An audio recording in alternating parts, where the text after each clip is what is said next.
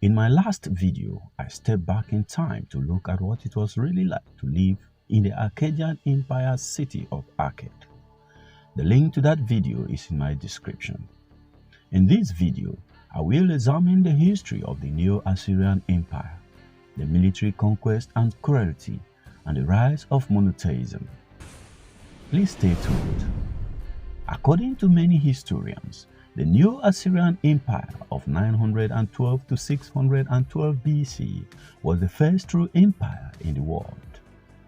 The Assyrians had expanded their territory from the city of Ashur over the centuries, and their fortunes rose and fell with successive rulers and circumstances in the Near East.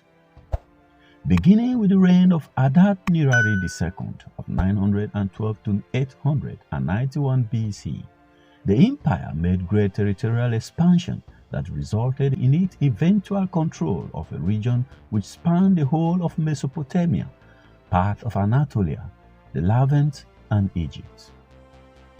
The Assyrians fielded the most effective fighting force in the world at that time, the first to be armed with iron weapons, whose tactics in battle made them invincible. Their political and military policies have also given them the long-standing reputation for cruelty and ruthlessness. Though this has come to be contested in recent years, it is now argued that they were neither more nor less cruel than other ancient empires, such as that of Alexander the Great or of Rome. The kings of the empire, such as Tiglath-Pileser III, Shalmaneser V, Sargon II, Sennacherib, and Esarhaddon, are mentioned a number of times throughout the Bible as the enemies of the Israelites.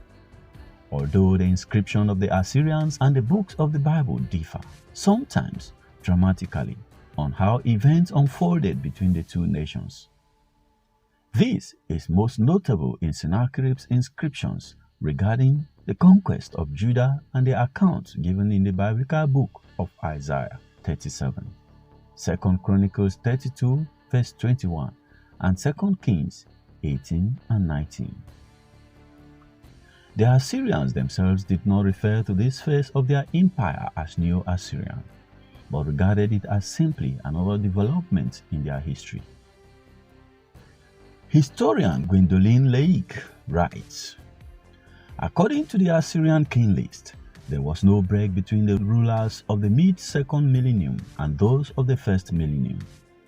Neo-Assyrian is a modern term coined by historians and based on an interpretation of ancient inscriptions that suggests a change in the way the empire was now ruled. The date for the beginning of this period is also contested, as some scholars claim it began with a new assertiveness after the political turmoil associated with the Aramean invasion in the 12th and the 11th centuries, assigning the dates of 934 to 610 BC, while others maintain it begins with the reign of Adad-nirari II in 912 BC. There are even other scholars who claim the true founding of the empire begins with Tiglath-Pileser III in 745 BC.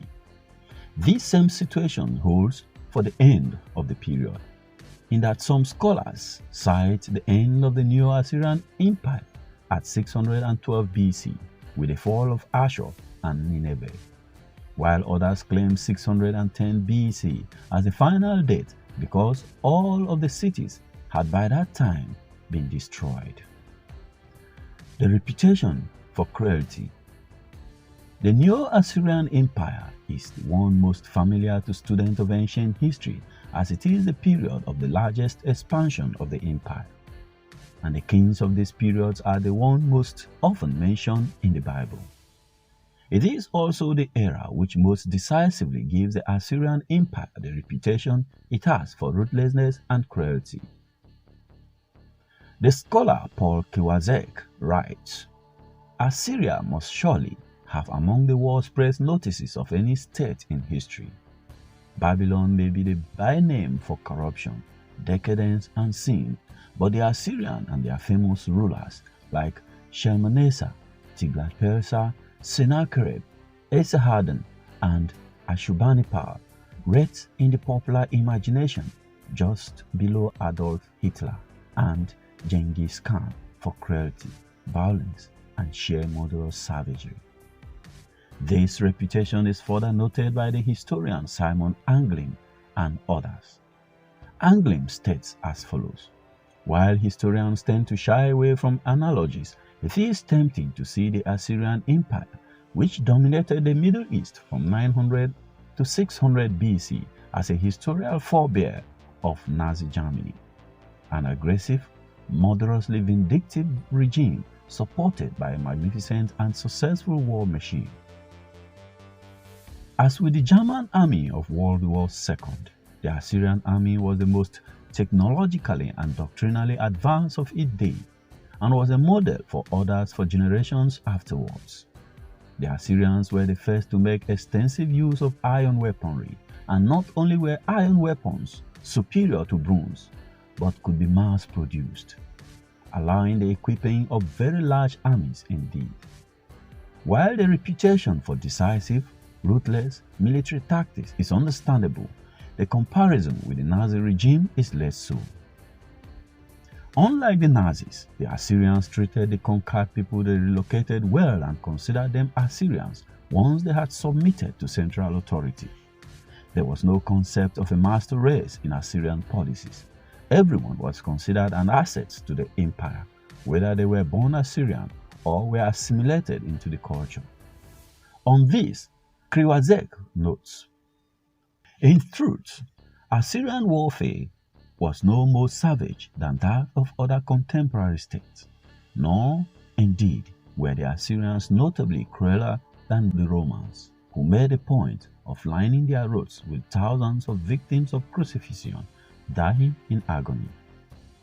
The only fair comparison between the Nazi Germany in World War II and the Assyrians is the efficiency of the military and the size of the army, and this same comparison could be made with ancient Rome. This massive army still lay in the future, however, when the first kings of the Neo-Assyrian Empire came to power. The rise of the king Adad-nirari II of 912–891 BC brought the kind of revival Assyria needed at that time. The Assyrians had lost territory, prestige, and power, following both the Bronze Age collapse of 1200 BC and the invasion by the Arameans, the Amorites, and the Sea peoples. Adad-nirari II reconquered the land that had been lost and secured the borders. The defeated Arameans were executed or deported to regions within the heartlands of Assyria and assimilated into the culture. He also conquered Babylon, but learning from the mistakes of the past, he refused to plunder the city and instead entered into a peace agreement with the king in which they married each other's daughters and pledged mutual respect. Their treaty would secure Babylon as a powerful ally instead of a perennial problem for the next 80 years. Military expansion and the revision of God, or monotheism. The kings who followed Adad-nirari II continued the same policies and military expansion. Cruelty Ninota II, 891–884 BC, expanded the empire to the north and gained further territory towards the south in Anatolia, while Ashurnasirpal II, 884 BC to 859 BC, consolidated the rule in the Levant and extended Assyrian rule through Canaan. Ashurnasirpal II moved the capital from Ashur to his newly built city of Kalu, which he adorned with over 41 types of trees he carried back from his campaigns. In battle, he had employed the Assyrians' most common method of conquest, siege warfare, which would begin with a brutal assault on the city.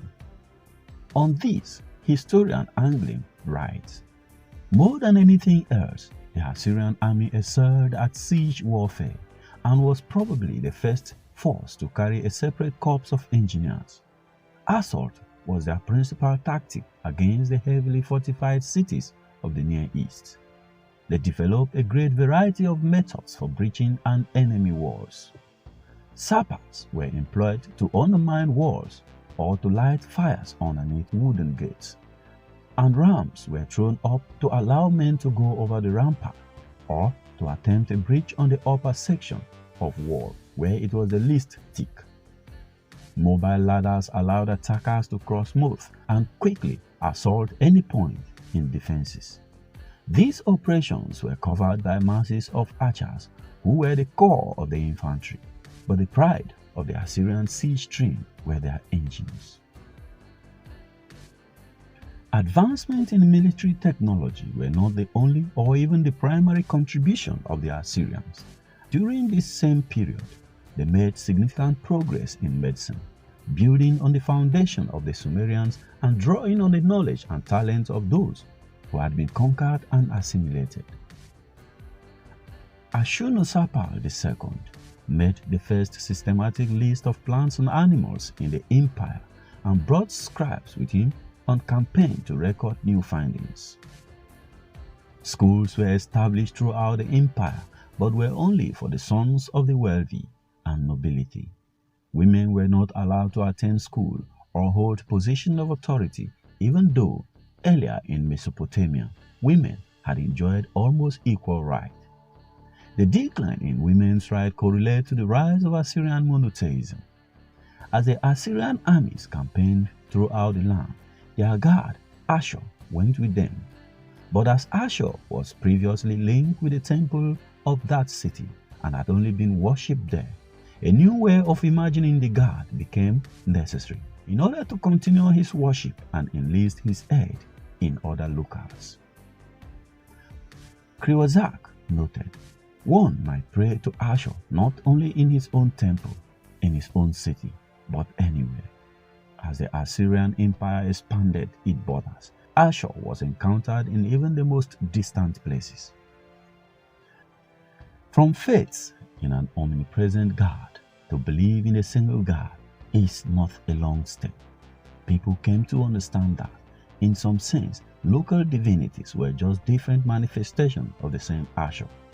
This unity of vision of a supreme deity helped to further unify the regions of the empire. The different gods of the conquered peoples and their various religious practices became absorbed into the worship of Ashur. He was recognized as the one true God who had been called different names by different people in the past, but who now was clearly known and could be properly worshipped as the universal deity. Regarding this, Cruelty writes, the belief in the transcendence rather than immanence of the divine had important consequences. Nature came to be desacralized and deconsecrated. Since the gods were outside and above nature, humanity, which according to Mesopotamian belief created in the likeness of the gods and as servants to the gods, must be outside and above nature too. The new attitude was later summed up in Genesis chapter 1 verse 26, and God said, let us make man in our own image, after our likeness, and let him have dominion over the fish of the sea, and over the fowl of the air, and over the cattle, and over all the earth, and over every creeping thing that creeped upon the earth. The Assyrian culture became increasingly cohesive with the expansion of the empire, the new understanding of the deity, and the assimilation of the people from the conquered regions. Shalmaneser III, 859 to 824 BC, expanded the empire up through the coast of the Mediterranean and received tribute from the wealthy Phoenician cities of Tyre and Sidon. He also defeated the Armenian kingdom of Urartu, at least temporarily, which had long proved a significant nuisance to the Assyrians.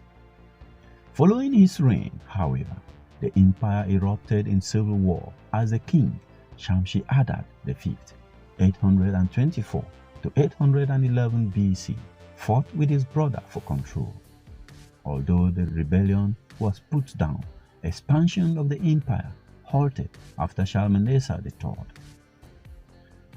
The regent Shamuramas, also famously known as Semiramis, who became the mythical goddess queen of the Assyrians in later tradition, held the throne for her young son Adad-nirari II from about 811 to 806 BC, and in that time secured the borders of the empire and organized successful campaigns to put down the Medes and other troublesome populaces in the north.